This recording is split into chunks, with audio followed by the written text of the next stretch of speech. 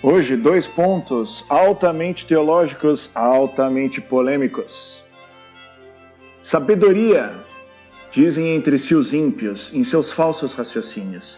Armemos ciladas ao justo, porque sua presença nos incomoda. Ele se opõe ao nosso modo de agir. Repreende em nós as transgressões da lei e nos reprova as faltas contra a nossa disciplina. Ele declara possuir o conhecimento de Deus e chama-se Filho de Deus. Tornou-se uma censura aos nossos pensamentos e só o vê-lo nos é insuportável.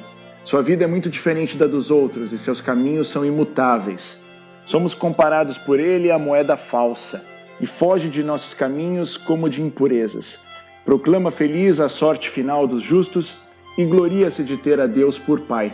Vejamos, pois, se é verdade o que ele diz e comprovaremos o que vai acontecer com ele. Se de fato o justo é filho de Deus, Deus o defenderá e o livrará das mãos dos seus inimigos. Vamos pô-lo à prova com ofensas e torturas, para ver a sua serenidade e provar a sua paciência. Vamos condená-lo à morte vergonhosa, porque de acordo com suas palavras virá alguém em seu socorro. Tais são os pensamentos dos ímpios, mas enganam-se, pois a malícia os torna cegos. Não conhecem os segredos de Deus, não esperam recompensa para a santidade e não dão valor ao prêmio reservado às vidas puras. Texto extraordinário, cheio de pontos possíveis de debate, questões aqui para serem levantadas. A gente vai pegar só um crucial.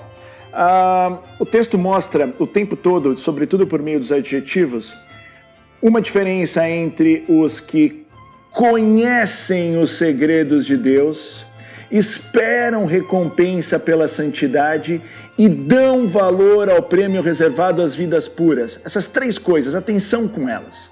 De um lado você tem esses que reconhecem, dão valor, esperam essas 3 coisas, e os outros que não.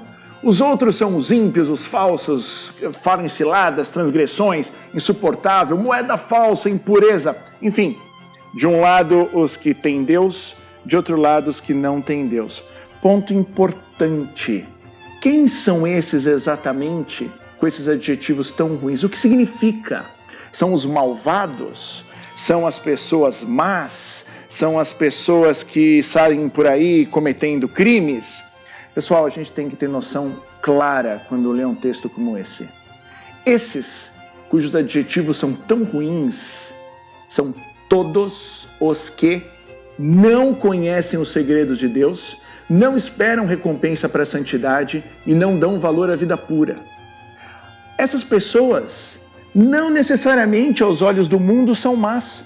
Essas pessoas dos adjetivos ruins, elas podem ser pessoas excelentes, podem fazer obras de caridade, podem ser simpáticas, podem ser amorosas, podem ser cordiais, podem descobrir a vacina do coronavírus, mas se elas não conhecerem os segredos de Deus, não esperarem a recompensa da santidade e não darem valor a esse prêmio reservado às vidas puras, aos olhos de Deus, elas são tudo isso. Cuidado! Pessoas boas aos olhos do mundo não tem nada a ver com pessoas boas aos olhos de Deus. Ponto polêmico, normalmente é feita uma grande confusão, mas é um ponto de atenção. O que vale de verdade é ser bom aos olhos de Deus. Salmo 33, do coração atribulado está perto o Senhor. O Senhor volta sua face contra os maus, para da terra apagar sua lembrança. Clamam os justos, e o Senhor bondoso escuta e de todas as angústias os liberta. Do coração atribulado ele está perto e conforta os de espírito abatido. Muitos males se abatem sobre os justos, mas o Senhor de todos eles os liberta. Mesmo seus ossos ele os guarda e os protege, e nenhum deles haverá de se quebrar. Mas o Senhor liberta a vida de seus servos, e castigado não será quem nele espera. É o que nele espera. E olha, muitos males abatem sobre os justos, mesmo sobre os justos. Confiança, não virou ponto, mas vale a menção. João, capítulo 7. Jesus andava percorrendo a Galileia. Evitava andar pela Judéia porque os judeus procuravam matá-lo. Jesus não ia lá só porque procuravam matá-lo, mostrar que ele era bom e ninguém ia matá-lo. Jesus evitava andar no lugar em que procuravam matá-lo. Entretanto, aproximava-se a festa judaica das tendas. Quando seus irmãos já tinham subido, então também ele subiu para a festa, não publicamente, mas sim como que às escondidas. Alguns habitantes de Jerusalém disseram então, esses habitantes viram Jesus. Não é este a quem procuram matar? Eis que fala em público e nada lhe dizem. Então você vê que Jesus, apesar de ter ido às escondidas, no dia da festa ele foi lá, ou na época da festa ele foi lá e falou abertamente, a ponto de dizerem, será que na verdade as autoridades reconheceram que ele é o Messias? Mas este, nós sabemos de onde é, Jesus, né? Esse Jesus, nós sabemos de onde é. O Cristo, quando vier, ninguém saberá de onde é.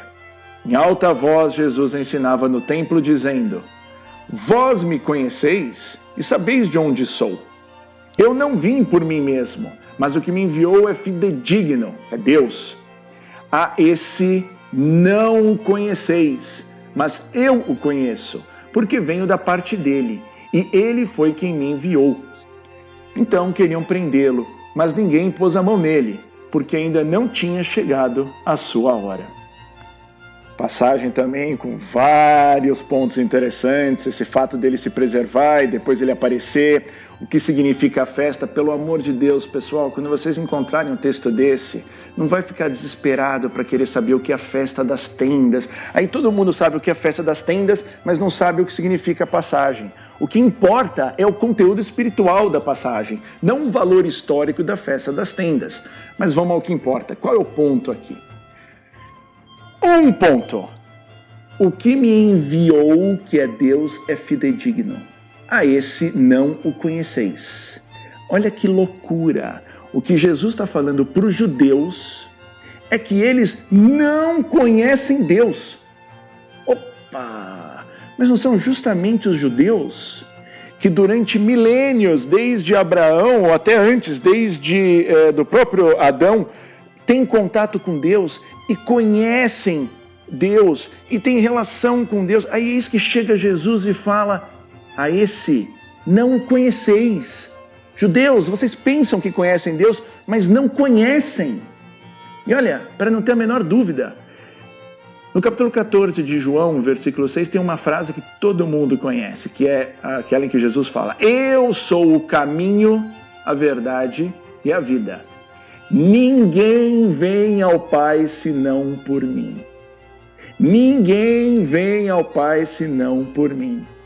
Sem Jesus, ninguém conhece o Pai. Quando Jesus aqui no capítulo 7 deixa isso ainda mais claro, a esse não o conheceis. O que os judeus conheciam? Os judeus conheciam uma imagem de Deus que havia prometido um Messias. Para esses judeus do Antigo Testamento, que confiavam no Messias e que através da lei foram capazes de identificar Jesus como Messias, esses sempre conheceram Deus. Agora considere os tempos de hoje. Os judeus também fazem grandes louvores a Deus. Ponto polêmico, difícil, vai suscitar várias discussões, é bom que suscite. Os judeus não conhecem verdadeiramente Deus. Porque para conhecer, como Jesus fala, para conhecer Deus é só por meio de Jesus. E olha, pessoal, cuidado, não fique aqui pondo água quente, vendo as coisas mornas. Se a pessoa não conhece Jesus, se a pessoa não é convertida a Jesus, por mais que ela invoque Deus, fale de Deus, não se reconheça nem como ateu, ela não conhece Deus. Ela pode ter uma imagem de Deus, ela pode imaginar que sabe quem é Deus, ela só vai conhecer Deus verdadeiramente a partir do momento que ela se converte em Jesus. Ponto fundamental, altamente polêmico, mas fica aí para vocês refletirem.